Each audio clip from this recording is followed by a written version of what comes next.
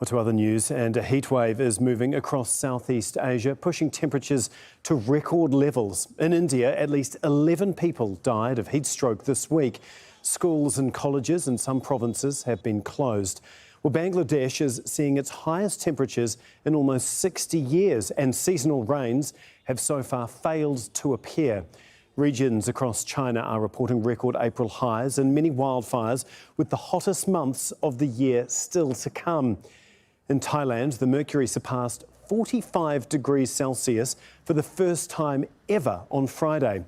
Climate experts there warn the extreme heat and drought may last for months.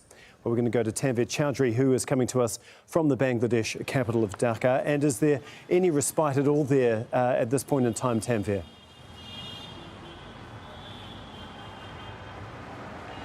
Well, no respite really. There's no rain. The monsoon season officially started in the middle of this month, April, and there's no sight of rain except a little bit of rain in the northeast of the country. Other than that, it's been dry, heat wave all across the country for the last 2 weeks. Temperature rising, as you just mentioned, over 40 degrees in some parts of the country.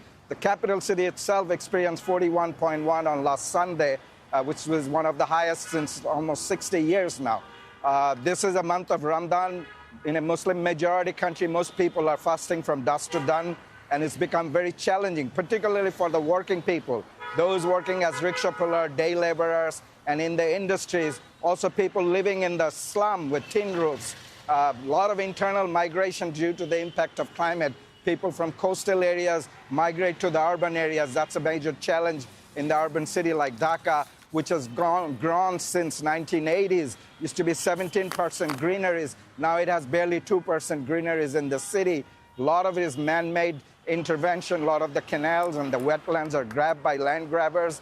4 rivers surrounding the city are narrowed. They're also grabbed by land grabbers, making the climate much more eventful because of this, and heavy traffic, concrete building and pavement radiate heats, making it extremely difficult.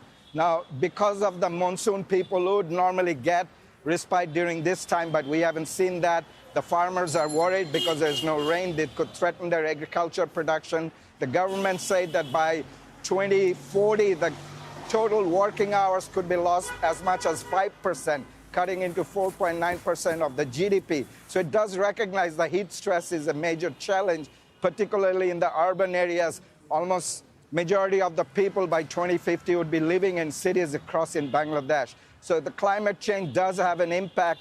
We have seen that in recent years, heavy cyclones and frequent flood in the country. So much challenge ahead for the country to deal with climate impacts. OK, thank you so much, Tanvir. That's Tanvir Chowdhury for us in the Bangladesh capital, Dhaka. Well, for more on the Asia heatwave, let's bring in Al Jazeera meteorologist Rob McElwee. Now, Rob, is the worst over, or are things just heating up? Well, I think you've got an idea from Tanvir.